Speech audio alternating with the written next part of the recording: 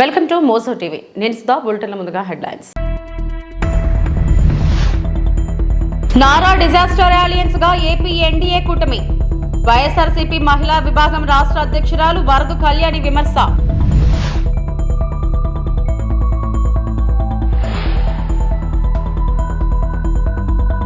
అనకాపల్లి జిల్లా మాడుగుల నియోజకవర్గం కూటమి ఎంపీ అభ్యర్థి సీఎం రమేష్ పరిచయ వేదిక.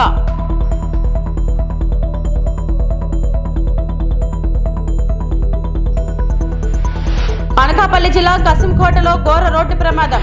12 ఏళ్ల బాలుడు మృతి.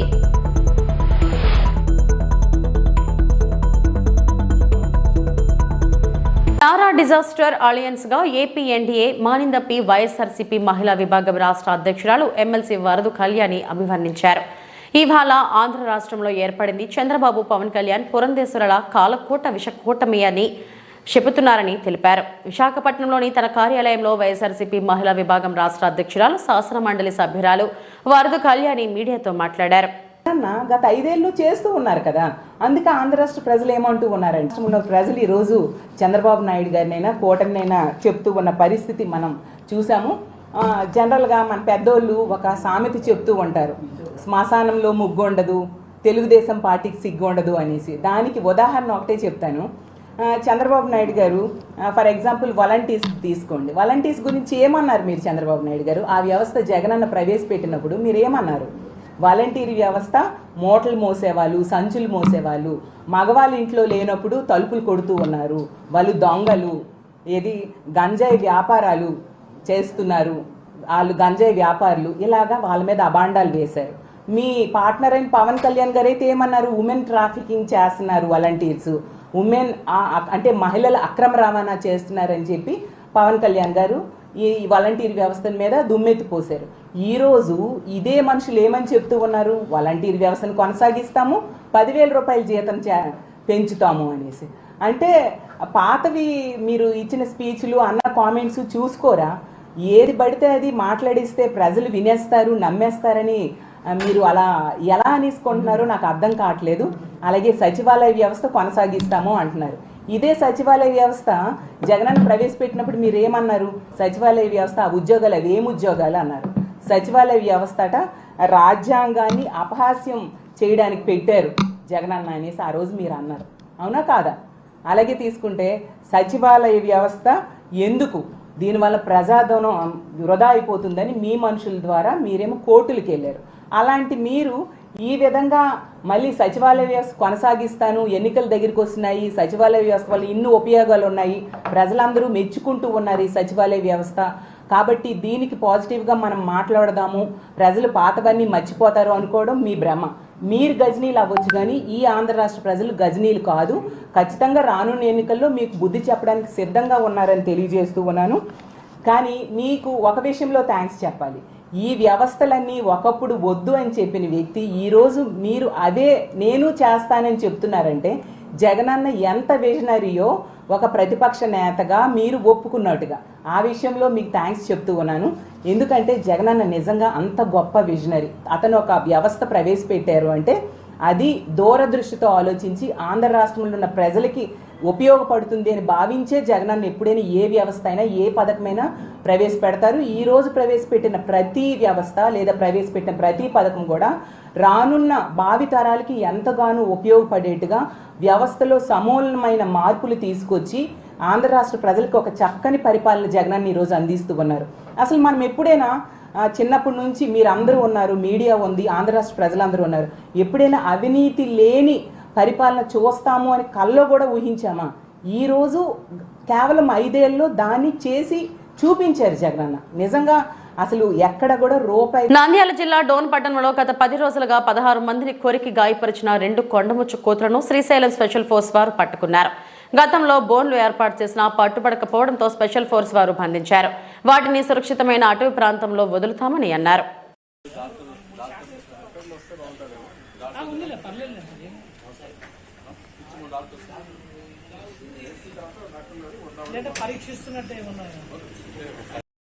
నా పేరు సూర్యచంద్రరాజు, సబ్ డివిజన్ ఆఫ్ డోన్. ఈ డోన్ పట్టణంలో గత 10-15 రోజుల నుంచి కొండముచ్చులు అందరినీ పబ్లిక్ను కొరకడము, వెంటబడము, గాయపరచడం చేస్తున్నాయి. వాటిని పట్టుకోవడానికి మా అటవీ సిబ్బంది అందరం, మా క్షేత్రాధికారి సిబ్బంది అందరం కలిసి ఇక్కడ చాలా ప్రయత్నాలు చేశాము. బోన్లు పెట్టాము. ఎన్ని పెట్టినా కానీ వాటిని తప్పించుకొని లేకుండా వచ్చి అందరిని ఇబ్బంది పెడుతున్నాయి. వాటిని పట్టుకోవడం కోసమై మా జిల్లా అధికారులు అయినటువంటి రామకృష్ణ కన్జర్వేటర్ గారు, శ్రీ డిఎఫ్ఓ గారు శివశంకర్ రెడ్డి గారి వారి ఆధ్వర్యంలో మేము శ్రీశైలం నుంచి స్పెషల్ వైల్డ్ లైఫ్ నుంచి డాక్టర్స్ను పిలిపించి వైల్డ్ లైఫ్లో స్పెషలిస్ట్ అయినటువంటి వాళ్ళిద్దరిని డాక్టర్ వెస్లీ గారు మరియు జుబేర్ గారు ఇద్దరిని పిలిపించారు. వాళ్ళ టీం అంతా వచ్చినారు. వచ్చి 2 రోజుల నుంచి అంతా ఎక్సర్సైజ్ చేసి వాటిని ఎక్కడ పట్టుకోవడానికి తగిన ప్రయత్నాలు చేసి బయలు ప్రదేశంలో ఉన్నటువంటి పోర్టు దగ్గర చెట్లపైన ఉండగా వాటిని రెండింటిని పట్టుకొని తీసుకొని వచ్చి ఇక్కడ జాగ్రత్తగా సురక్షితంగా మనం బోర్డులో తీసుకొచ్చి పెట్టాము. వాటిని ఇక్కడ నుంచి ఏదైనా రక్షణ కోసమై అడవిలో ఏదైనా మంచి ప్రదేశంలో ఇక్కడ దూరంగా పబ్లిక్ లేకుండా వదిలిపెట్టాలని ఏర్పాట్లు చేస్తున్నాము. పబ్లిక్ ఎటువంటి ఇబ్బంది లేదని, ఏదైనా అవసరం ఉంటే కూడా మాకు తెలియజేయాలి. నంద్యాల జిల్లా డోన్ అసెంబ్లీ టీడీపీ అభ్యర్థి కోట్ల సూర్యప్రకాష్ రెడ్డి సమక్షంలో డోన్ మండలం కమలాపురం సర్పంచ్ టీడీపీ కండువా కప్పుకున్నారు. కోట్ల మాట్లాడుతూ, మేము డోన్కి తిరిగి వచ్చాం, అందరికీ అందుబాటులో ఉంటాం కాబట్టి ప్రజలు మా వెంట వస్తున్నారని, వైఎస్ఆర్సీపీ మద్దతిచ్చే అధికారులకు నాయకులకు మా ప్రభుత్వం వస్తే పనిష్మెంట్ తప్పదన్నారు. పార్షియాలిటీ మానుకోండి, మీరు పెట్టే కేసులకు భయపడము అంటూ మా కార్యకర్తలను కాపాడుకునే బాధ్యత మాదన్నారు. గతంలో అభివృద్ధి చేశాం, అందుకే ఓట్లు వేయమని అడుగుతున్నాం తప్ప అయినా అభివృద్ధి చేస్తే డబ్బుతో పనేముంది, డబ్బు ఉందనే అహంకారంతో సిగ్గుమాలిన చర్యలకు పాల్పడుతున్నారని వైఎస్ఆర్సీపీకి చురకలంటించారు. పార్టీ తీర్థం పుచ్చుకున్న అర్జున్ రెడ్డి మాట్లాడుతూ, కోట్ల కుటుంబం డబ్బుకు ప్రాధాన్యం ఇవ్వక ప్రతి కార్యకర్తకు న్యాయం చేస్తారని, వైఎస్ఆర్సీపీ కోసం చాలా డబ్బు ఖర్చు చేశాను, అయినా నా గ్రామంలో కూడా తగు విలువనియకపోవడం వల్లే టీడీపీలోనికి వెళ్తున్నానన్నారు. మేము కోట్లో వచ్చాం కాబట్టి తెలియజేసి కాబట్టి తప్పకుండా అందరూ మమ్మల్ని ఆకర్షిస్తారు. పెద్ద ఎత్తున రోడ్లో వైకప్ప కాలేదు, ఎక్కడ సంబంధం ఆయన మాట్లాడుతున్నాడు. నేను పురుషుడు కూడా ఎక్కిస్తున్నా, దయచేసి మా మీద అక్కడ కేసు పెట్టారు. ఆ కేసు భయపడడం, దయచేసి మీ వ్యక్తిగత పెడుతున్నా. వచ్చేది మా ప్రభుత్వమే. ఎవరైతే ఇప్పుడు మీరు సపోర్ట్ చేస్తారో వాళ్ళకు తప్పకుండా దానికి పనిష్మెంట్ ఉంటుంది. ఇప్పుడైనా కళ్ళు చేసుకొని ఒక ఆఫీసర్గా పాఠశాల లేకుండా పోవాలని కూడా నేను మీ తప్పు నేను తెలియజేస్తున్నాను. లేకపోతే చాలా ఇబ్బంది పడతారు, అన్యాయం కేసు పెడతారు.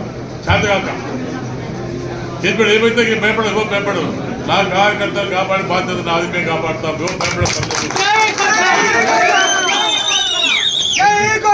మంచి పోతే మేము మంచి పోతాం, వేరే పోతే మేము పోతే వస్తుంది. కాబట్టి మనకి వద్దు. ప్రజాస్వామ్యంలో అభివృద్ధి చేసేది దానికి ఒకటి అడగండి. మీరు అభివృద్ధి చేసినట్టు ఎందుకు గుర్తున్నాం, అంతా రోడ్లు అడుగుతున్నాం, మమ్మల్ని స్పందిస్తున్నాం. మమ్మల్ని పోతే మేము పోతే 10 ఓట్లే ఊర్లేదు అంటే నీకు అహంకారం, డబ్బు ఉంది, డబ్బుతో కూడా చెప్పి నీ పేరు పంపించి రాత్రి కూడా ఈ కార్యక్రమం చేస్తుంటే చాలా చిక్కు వాళ్ళని కూడా నేను మనం చేసుకుంటాను. అంతే బాగుండండి. అభివృద్ధి చేసిన డబ్బుతో పని నీకు మాకు డబ్బు ఇవ్వడం లేదు. మేము అభివృద్ధి చేసాం కాబట్టి మేము అభివృద్ధిలో పడుతున్నాం, ఓట్లే పడుతున్నాం. తప్పకుండా మాకు స్పందిస్తారు, ఓట్లేస్తారు. మాకు తప్పకుండా ఓట్లేస్తారు. తెలుగుదేశం పార్టీ వస్తుంది. ఇంకా ముఖ్యంగా ఈ డోన్ మొదలు కూడా కమిటీకి సంబంధించిన డోన్ ఎలక్షన్ అయిపోయాక 26లో మళ్ళీ తిరిగి డోన్ ఉద్యోగాలు కానివ్వండి, మంచిలు కానివ్వండి, అన్ని కూడా చాలా సమస్యలు ఉన్నాయి. పిఆర్టీ మీద ముఖ్యంగా తారీఖు సమస్య మీద తప్పుడు మేము దృష్టి పెట్టి అన్ని గ్రామాల్లో ఎక్కడ పిల్లలు తారీఖు సమస్య పరిష్కరించుకుంటూ ఇలా ఇల్లు కానివ్వండి, దగ్గర మరుగుదొడ్లు కానివ్వండి, రోడ్లు కానివ్వండి, రైలు కానివ్వండి, అవన్నీ ఇంపార్టెన్స్ ఇచ్చుకుంటూ తప్పకుండా మీకు అందరికీ అందుబాటులో ఉండి మీ కష్టాలు పాల్పంచుకొని మేము నాయకులు అంతా కూడా తెలియని నాయకులతో కూడా మీతో అండగా ఉండి తప్పకుండా మేము ఎవరికి తోడ్పడి చెప్పి అందరికి తెలిసినదే. ప్రతి ఒక్కరికి తెలుసు, పెద్దలకు చిన్నలకు ఎటువంటి కుటుంబము ఏమి అనేది.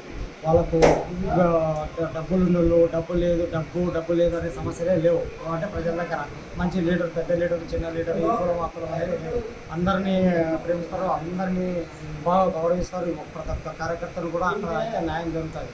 ఎందుకంటే నేను వైఎస్ఆర్సీపీలో 2014లో అన్న రాజారెడ్డి అన్న ఎమ్మెల్యే కాకముందుకే లోకల్పాడు ఎలక్షన్లో చేసి ఎంపీ అభ్యర్థిగా చేశాను. దాదాపు చాలా డబ్బులు ఖర్చు పెట్టుకున్నాను, పార్టీ కోసం కష్టపడినాను, అన్న ఎమ్మెల్యేని కూడా చేసుకున్నాను.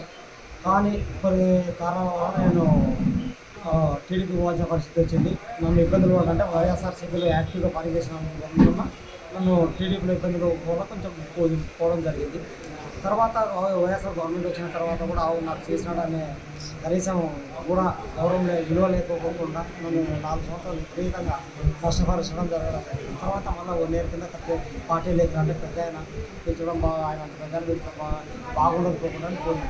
పోయిన తర్వాత ఇక్కడ లోకల్ లీడర్లు పొందని లేదు, పొద్దుకొని లేదు, ఎటువంటి గౌరవం కనీసం కమలాపురం పుట్టిన ఊరిలో కూడా నాకు గౌరవం లేకపోవడంతో నేను రావడం జరిగింది. మా గ్రామం ఈడ కూడా డోర్లో కూడా కొన్ని రోడ్లు కావాలన్నా మా గ్రామం ఖాళీ వాస్తులలో అడుక్కోవడం జరిగింది. రాజేష్ గారిని అడిగినాను, తర్వాత అన్నను కూడా మినిస్టర్ గారిని కూడా అడగడం జరిగింది. మాకు ఎటువంటి ఒక కాలువ లేదు, ఒక రోడ్డు లేదు మా కాలనీకి. మళ్ళా వచ్చేసి ఇప్పుడు బెటర్మెంట్ ఛార్జీలు, తర్వాత మున్సిపాలిటీలో పర్మిషన్ తీసుకోవాలంటే ఒక సెంటుకు దాదాపు 450 నుండి ఖర్చు పెడుతున్నాం. కానీ ఎటువంటి డెవలప్మెంట్ ఇక్కడ లేదు. ఇక్కడ ఒక రోడ్ వేసింది లేదు, ఒక కాలువ వేసింది కూడా లేదు. ఇక్కడైతే నేను ఎంత విలువలేనందున నేను కోట్ల కుటుంబం దగ్గర అయితే అక్కడైతే 10 మందికి సాయం జరుగుతాను, నా అమౌంట్ డెవలప్మెంట్ చేసుకుంటాను, నా ఖాళీ డెవలప్మెంట్ చేసుకుంటాను, నేను బాగుంటానని నమ్మకంతో ఈరోజు పార్టీలో చేయడం జరిగింది. కోట్ల గెలుపు కోసం నా సాహసిక ప్రయత్నం చేస్తాను. శ్రీకాకుళం నియోజకవర్గం గార మండలం కళింగపట్నం పంచాయతీలో శ్రీకాకుళం నియోజకవర్గం తెలుగు మహిళా అధ్యక్షురాలు గొంటు స్వాతి శంకర్ అధ్యక్షతన తాళ్ళూరు శివప్రసాద్, మాస్టర్ ఎంపీటీసీ కిలుగు శ్రీధర్ రెడ్డి, జనసేన నాయకులు గుంటు శ్రీనివాసరావు, నీలాపు దుర్గారావు ఆధ్వర్యంలో ప్రజాగలం బాబు సూపర్ 6 పథకాలు ఇంటింటికి ప్రసార కార్యక్రమంలో పాల్గొనడం జరిగింది. ఈ కార్యక్రమంలో టీడీపీ, జనసేన, బీజేపీ నాయకులు, కార్యకర్తలు, అభిమానులు, గ్రామస్తులు పాల్గొన్నారు.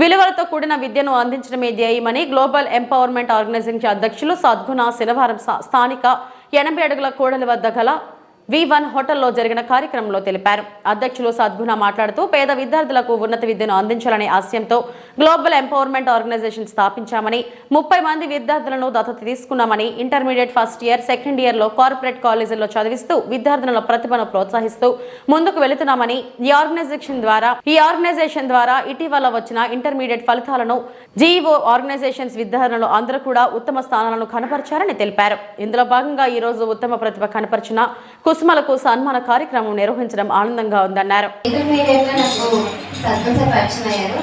ఆ పరిచయం అయితే ఇంతవరకు వచ్చాను, చదువుకున్నాను. సత్యం సార్ సాయం వల్లే. మాది కూడా ఫైనాన్షియల్ పొజిషన్ చాలా పూర్గా. ఆ సమయంలో సత్యం సార్ కనిపించి ఇలా సహాయం చేశారు. ఇంతవరకు ఈ పొజిషన్లో వచ్చాను చదువుకొని. అలాగే సత్యం సార్ ఇంకా చాలా డొనేషన్స్ ఇవే కాకుండా ప్లాంటేషన్ అని, ఫుడ్ డొనేషన్ అని, బ్లడ్ డొనేషన్స్ అని చాలా చేశారు. అలాగే సత్యం సార్కి జియోకి చాలా థ్యాంక్ యూ. అలాగే ఇప్పుడు ఈ సహాయాన్ని మర్చిపోకుండా అలాగే జియోని నాకు తగినంత ఎంత సహాయం చేస్తూ అలాగే జియోకి మంచి పేరు తెస్తానని కోరుకుంటున్నాను. Thank you. పిఎస్పిహెచ్ రాజని నేను ఇంటర్మీడియట్లో 920 తెచ్చుకున్నాను. జియో అనేది అన్ని రకాలుగా అందరికీ ఉపయోగపడుతుంది. లైక్ ఫుడ్ సప్లై చేయడం, అలాగే బ్లడ్ డొనేషన్, ఇంకా ముఖ్యంగా ఎడ్యుకేషన్లో ప్రతి ఒక్కరికి సహాయం చేస్తున్నారు. చాలా ఎకనామికల్గా బ్యాక్గా ఉన్న వాళ్ళకి అందరికీ ఎడ్యుకేషన్ అనేది మంచిగా ఇస్తున్నారు. మంచి కార్పొరేట్ కాలేజ్లో ఉన్నతమైన విద్యను అందిస్తున్నారు. ఇంత చిన్న వయసులో కూడా సద్గుణ్ సార్కి ఇంత మంచి ఆలోచనతో రావడం అంత గొప్ప థాట్ అనేది చెప్పాలి. అలాగే మేము కూడా పెద్ద అయిన తర్వాత మంచి సక్సెస్ తెచ్చుకొని జియోని ఇంకా ముందుకు తెచ్చి మాలాంటి వాళ్ళకి ఎంతోమందికి ఎలాగైతే చదివించారో మేము కూడా అలాగే మంచి సక్సెస్ఫుల్ తెచ్చుకొని మేము కూడా ఇలాగే ఒక ఆర్గనైజేషన్తో సపోర్ట్ చేసి ముందుకు తీసుకెళ్దామని కోరుకుంటున్నాము. బీద చేయండి జియో. Thank you. అందరికీ నమస్కారం. నా పేరు ఎన్ భార్గవి. మేము గ్లోబల్ ఎంపవర్మెంట్ ఆర్గనైజేషన్ తరపున చదువుతున్న విద్యార్థులం. మేము శ్రీ ఆదిత్య కాలేజ్లో గ్లోబల్ ఎంపవర్మెంట్ ఆర్గనైజేషన్ తరపున చదువుతున్న విద్యార్థులం. మాకు ఫండింగ్ ఇస్తున్న సద్గుణ్ సార్కి చాలా థ్యాంక్స్. అలాగే అన్ని దానం కంటే గొప్ప దానం విద్యాదానం కాబట్టి అంత గొప్ప దానాన్ని మాకు చేస్తున్న సద్గుణ్ సార్ చాలా గొప్పవారు. అలాగే అందరికీ మేము కూడా అంత స్థాయికి వెళ్ళి విద్యాదానం చేయాలనుకుంటున్నాము. దానికి మీ అందరు సపోర్ట్ కావాలి. సో అందరూ జియో ఆర్గనైజేషన్కి సపోర్ట్ చేయండి. సో అందరికీ thanks. Thank you for giving this opportunity. బీదా చేయండి జియో. మేము మొదటిగా స్టార్ట్ చేయడం జరిగింది. ఆ ఏడాదికి 29 మంది స్టూడెంట్స్ ఒక ప్రముఖ స్కూల్లో, శ్రీ సత్యసాయి హై స్కూల్ అనే ఒక స్కూల్లో ప్రదీప్ సార్ డైరెక్టర్గా ఉన్నప్పుడు వారిని అక్కడ జరుపుకోవడం జరిగింది.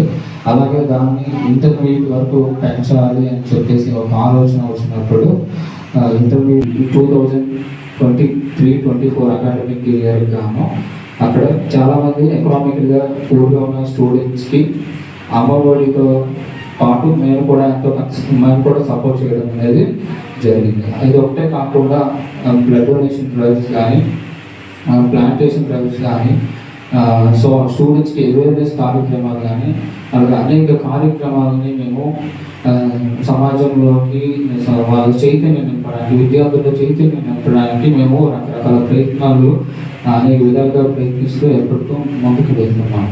అలాగే ఈరోజు ఇంటర్మీడియట్ రిజల్ట్స్ రిలీజ్ అవ్వడం జరిగింది. అందులో గ్లోబల్ ఎంపవర్ అందులో తనుజ అమ్మాయికి 464 మార్క్స్ రావడం జరిగింది. అలాగే మాధవరపు మేఘన అమ్మాయికి 461 మార్క్స్ రావడం జరిగింది. ఎన్మార్కి 462. అలాగే దివ్య తేజస్వి సెకండ్ ఇయర్ 979 మార్క్స్ రావడం జరిగింది. అదేవిధంగా గాయత్రి అనే అమ్మాయికి 970 మార్క్స్ రావడం జరిగింది. బైపీసీ నుండి తీసుకుంటే పూజ చాందిని 400. అలాగే ఈ కాలేజీ యాజమాన్యం అందరికీ కూడా మా ఆర్గనైజేషన్ తరఫున ప్రత్యేకమైన ధన్యవాదాలు తెలుపుతున్నాము. అలాగే ఆర్గనైజేషన్లో స్పాన్సర్స్గా ఉన్న అనేక మంది వాళ్ళందరికీ కూడా నా తరఫున ఆర్గనైజేషన్ యొక్క అధ్యక్షుడిగా నేను వాళ్ళందరికీ కూడా ధన్యవాదాలు తెలుపుతున్నాను. తెలంగాణ రాష్ట్రంలో రానున్న పార్లమెంట్ ఎన్నికలలో మల్కాజ్గిరి నియోజకవర్గ ఎన్నికల ప్రచారం, ఎన్నికల ఎత్తుగడల కార్యకర్తలను కార్యోన్ముఖులను చేసే దానిలో భాగంగా శుక్రవారం నాడు మేడ్చల్ నియోజకవర్గంలోని ఉమ్మడి మేడ్చల్ మండలం, మేడ్చల్ గోండ్ల పోచంపల్లి మున్సిపాలిటీ మండల ముఖ్య కార్యకర్తల సమావేశం నియోజకవర్గ కాంగ్రెస్ పార్టీ ఇన్ఛార్జ్ తోటకూర వజ్రేష్ యాదవ్ అధ్యక్షతన నిర్వహించారు. ఈ సమావేశానికి ముఖ్య అతిథులుగా జిల్లా కాంగ్రెస్ పార్టీ అధ్యక్షులు, టీపీసీసీ సీనియర్ అధికార ప్రతినిధి సింగిరెడ్డి హరి వర్ధన్ రెడ్డి, పార్లమెంట్ నియోజకవర్గ అభ్యర్థి శ్రీమతి పట్నం సునీత మహేందర్ రెడ్డి, మాజీ ఎమ్మెల్యే మలిపెద్ది సుధీర్ రెడ్డి తదితరులు పాల్గొన్నారు.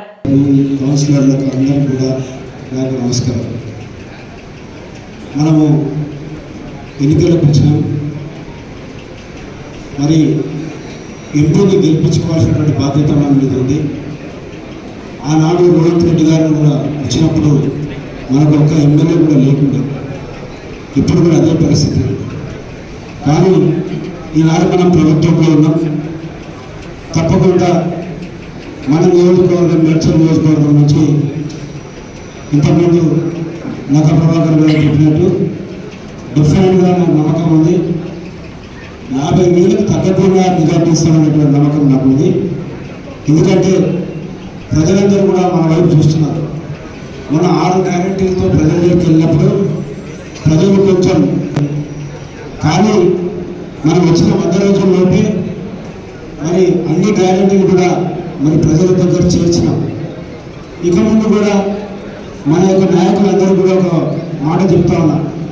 ఎందుకంటే ఎన్నికలు అయిన తర్వాత ప్రతి డివిజన్లో, ప్రతి గ్రామంలో, ప్రతి బూత్లో మరి ఇందిరమ్మ కమిటీలు వేస్తాం. ఇందిరమ్మ కమిటీ ఒక 5 మెంబర్లతో ఇందిరమ్మ కమిటీ వేస్తాం. ఇందిరమ్మ కమిటీ అంటే అది అఫీషియల్ కమిటీ. అది అంటే మీకు గవర్నమెంట్ పరంగా జీతభత్యాలు ఇచ్చేటువంటి కమిటీ. అది ఒకటే కాకుండా ప్రజలకు అంత దగ్గర ఉండేటువంటి మీరు రేపు ఇల్లు ఇవ్వాలన్నా, అదేవిధంగా సంక్షేమ కార్యక్రమాలు చేయాలన్నా ఆ ఇందిరమ్మ కమిటీ ద్వారానే ప్రజల దగ్గర చేరుతాయి. కాబట్టి మీకు తప్పకుండా మంచి పవర్స్ ఉంటాయి. మీరు ఈరోజు కూడా ప్రజల దగ్గరికి ప్రభుత్వం ఉంది కాబట్టి ప్రజల దగ్గరికి వెళ్ళినప్పుడు, ప్రభుత్వం ఉన్నప్పుడు ప్రజలు డెఫినెట్గా మన వైపు ఉంటారు.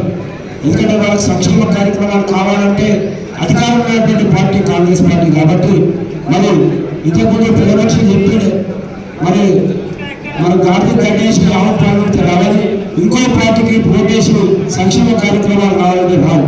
అధికార పార్టీ ఏదైతే ఉందో ఆ పార్టీకి మన ఎంపీని గెలిపించుకుంటే, ఆ ఎంపీ గెలిస్తే మనకు దేశంలో కూడా మనకు కావాల్సినటువంటి ఫండ్స్ నుండి మన ప్రాంతానికి రావడానికి, తెచ్చుకోవడానికి అవకాశాలు ఉంటాయి.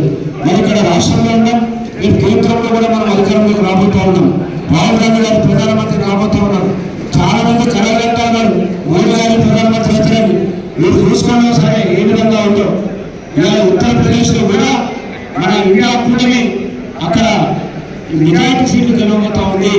అదేవిధంగా బెంగాల్లో కానీ, బీహార్లో కానీ, తమిళనాడులో కానీ ఎక్కడ చూసినా కూడా ఇండియా కూటమి విజయదుర్గం పొందడానికి సిద్ధంగా ఉంది. వాళ్ళు దేవుని పేరు చెప్పి ఓటాడుకుంటున్నారు. మరి దేవుని పేరు చెప్తే మనం ముఖ్యంగా గుళ్ళ పోతున్నామా, కొత్తగా పోతున్నామా? కానీ బీజేపీకి ఎక్కడ కూడా ఓటు బ్యాంకు లేదు, బీజేపీకి తేడా లేదు, బీజేపీకి లీడర్ లేదు. కానీ దేవుని పేరుతో ఓటాడుకునే పరిస్థితి ఉంది. ఇంకా బీఆర్ఎస్ సంగతి మనం చెప్తే కూడా మన టైం వేస్ట్. ఎందుకంటే చచ్చిపోయిన పార్టీ మీద, చచ్చిపోయిన పార్టీ నిలబడాలనుకుంటున్నా మన టైం ఖరాబ్ తప్ప దాన్ని పట్టించుకోవాల్సిన అవసరం లేదు. అది చచ్చిపోయిన పార్టీ అయిపోయింది కాబట్టి నాయకులందరూ వస్తారు. టీఆర్ఎస్లో ఇద్దరే మిగులుతారు, అయ్యా కొడుకులు తప్ప. కేసీఆర్, కేటీఆర్ తప్ప ఉండే పరిస్థితి లేదు. పార్టీ ఖాళీ అయిపోయినట్టే. బీజేపీ కూడా మన దగ్గర ఉండేది. ఎందుకంటే మనము ఇక్కడ కులాలతో, మతాలతో అల్లుకున్నటువంటి పార్టీ ఏదైనా ఉందంటే అది కాంగ్రెస్ పార్టీ మాత్రమే. తప్పకుండా కాంగ్రెస్ పార్టీ మన సొంతం మనం గెలిపాలంటే మనందరం కూడా కమిటీలు వేసుకోవాలి, డివిజన్ కమిటీలు వేసుకోవాలి.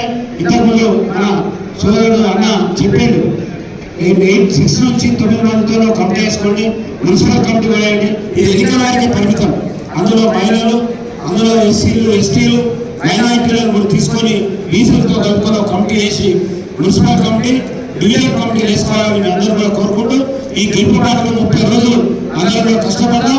పొద్దున వేసి, ఎందుకంటే ఎండాకాలం కాబట్టి పొద్దున ప్రచారానికి వెళ్ళి 9 గంటలకు 10 గంటలకు క్లోజ్ చేసి మళ్ళీ సాయంత్రం 4 గంటల నుంచి మళ్ళీ రాత్రి 8-9 గంటల దాకా తిరిగినట్టయితే ఇంటింటికి వెళ్ళి మన సంక్షేమ కార్యక్రమాలు చెప్పి ఖచ్చితంగా ఓటు అడిగే హక్కు మనకే ఉంది. ఓటు వేయండి, ఓటు వేస్తే తప్పకుండా సంక్షేమ కార్యక్రమాలు మీకు అందుతాయి. కానీ మాకు అభ్యర్థిని గెలిపకపోతే మరి మా విధంగా మా ముఖ్యమంత్రి గారు మీ దగ్గరికి సంక్షేమ కార్యక్రమాలు తీసుకుపోవాలంటే ముఖ్యమంత్రి గారు ఒప్పుకునే పరిస్థితి ఉండదు. కాబట్టి తప్పకుండా ఓటు అడగాల్సిందిగా మీ అందరినీ కోరుకుంటూ, సునీతా మహేందర్ రెడ్డి గారిని పెద్ద ఎత్తున గెలిపాలని మీ అందరినీ కోరుకుంటూ అవకాశం ఇచ్చినటువంటి నాయకుడికి నాకు హృదయపూర్వక ధన్యవాదాలు తెలియజేస్తూ ముగిస్తాను. అనకాపల్లి జిల్లా కసింకోట మండలం బైవరం హెరిటేజ్ కంపెనీ ఎదురుగా జాతీయ రహదారి పక్కన టిఫిన్ చేస్తున్న వారిపై దూసుకుపోయిన అవంతి కాలేజ్ బస్సు. ముస్లిం కుటుంబానికి చెందిన బాలుడు గౌస్ మృతి, 5గురికి గాయాలు. క్షతగాత్రులు అనకాపల్లి ఎన్టీఆర్ హాస్పిటల్కి తరలింపు.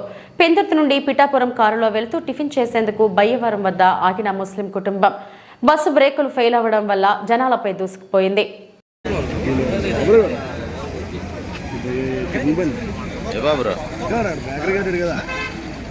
అద్దె పిల్లడా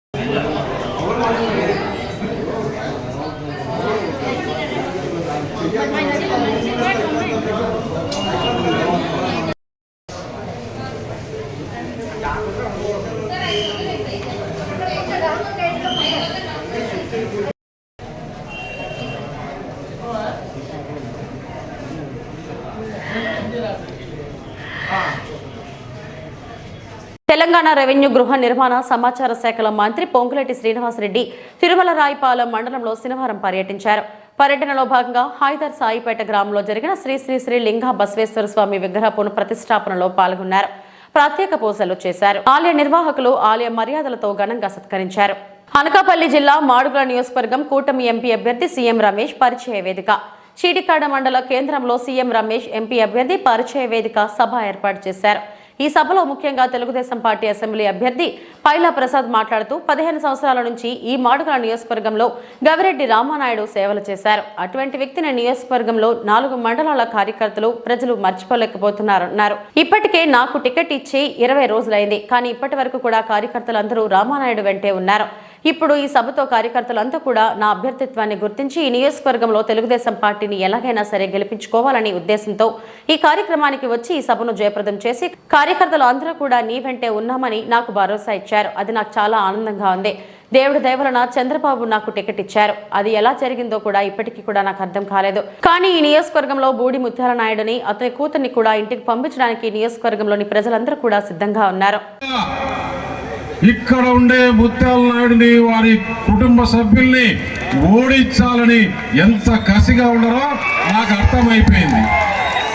ఈ కాన్స్టిట్యున్సీ ఎందుకు ఆలస్యమైందంటే 15 సంవత్సరాలుగా రామానాయుడు నాకు తెలుసు.